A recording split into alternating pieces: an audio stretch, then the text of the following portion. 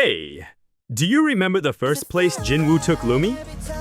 The spot where they sang Free together? Yeah, that was Bukchon Hanok Village. Let me show you what it actually looks like, and also share a bit about Korea's tea culture, desserts, and food scene. Remember this scene? This was the very first place Jinwoo invited Lumi to. Even though they usually met at night, this place is actually a residential neighborhood. So you can't visit at night. It's only open from 10 a.m. to 5 p.m. Since it gets pretty crowded later in the day, I definitely recommend going in the morning. It was super hot that day, but the weather was amazing. And wow, the photo spots were packed with tourists. Take exit 2 at Anguk Station, and just keep walking straight up. The best photo spot is right here in this alley. Walking around the area doesn't take too long, so take your time and soak in the beauty of traditional Korean architecture. Right at the entrance, there's a little souvenir shop you should definitely check out. They've got cute dolls dressed in traditional Korean hanbok, fans, and all kinds of things you can take home as a memory. As soon as you walk in, you'll come across this alley surrounded by traditional hanok houses on both sides. This is the main photo spot.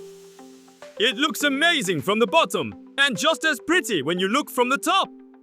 I definitely recommend taking a picture here. This is the course I recommend. If you follow this order, it'll be the most efficient way to see everything.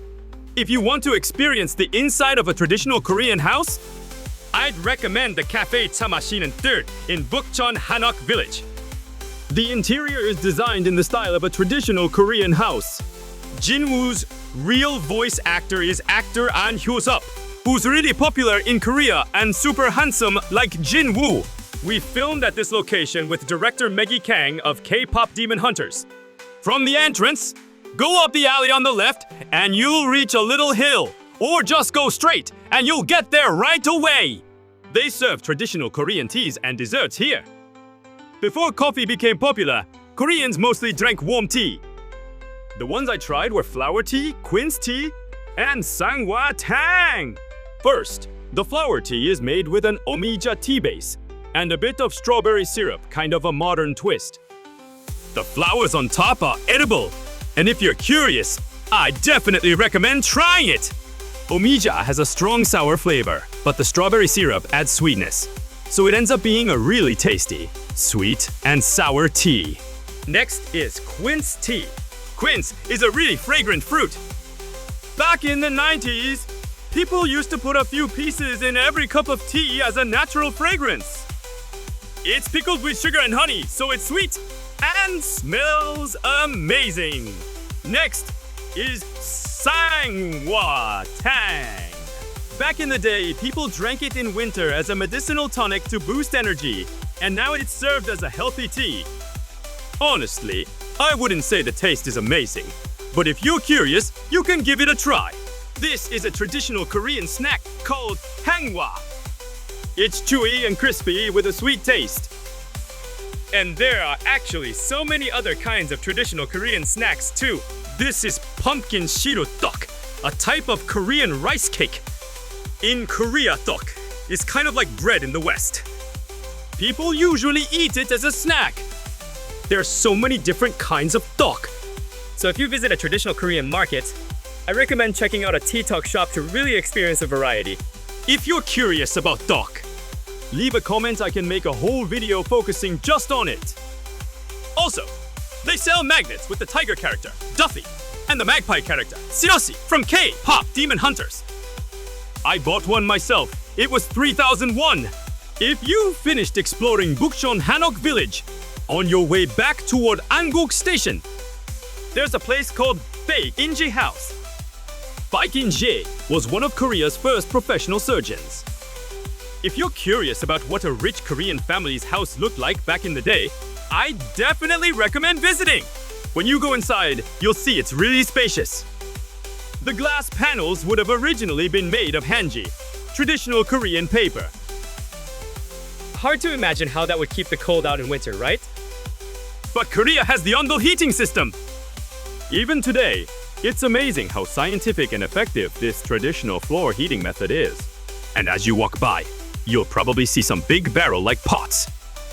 These are traditional Korean jars used to ferment and store sauces like gochujang, doenjang, soy sauce, and vinegar. You've probably worked up an appetite from all that walking. I'll recommend a traditional Korean restaurant near Anguk Station called Abumong. It's just a short walk from exit 6. This place mainly serves grilled fish and sam-set meals. The fish isn't fried in a pan, it's cooked with radiant heat in a traditional clay oven called a wangto gamma. That way, the fish isn't oily and tastes really clean and light. You can think of it kind of like how Italian wood-fired pizzas are cooked.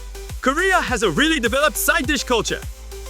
And if you want more, you can get free refills with no extra charge. These are different kinds of seasoned side dishes. Spicy radish salad, seasoned spinach, seasoned bellflower root, and seasoned dried radish greens. Acorn jelly, soybean paste stew, steamed egg, and seaweed soup. The main dish is grilled atka mackerel. The fish is really tender and is commonly eaten at home in Korea. It's already lightly seasoned, so it tastes amazing when eaten with rice. They also have boiled pork belly, boiled tofu, and smoked duck. I'd recommend wrapping them with kimchi and spicy radish salad in a leaf wrap. And when you head back through Anguk Station, you'll see this pillar. If you look closely, you can see people's faces on it. They were independence activists during the Japanese colonial era. Korea has faced many invasions throughout history, and I think one reason traditional culture has been so well preserved is because of their sacrifices. The Korean culture shown in K-pop Demon Hunters is just a tiny part of it. If you like, subscribe and comment. I'll share more about the different aspects of Korean culture.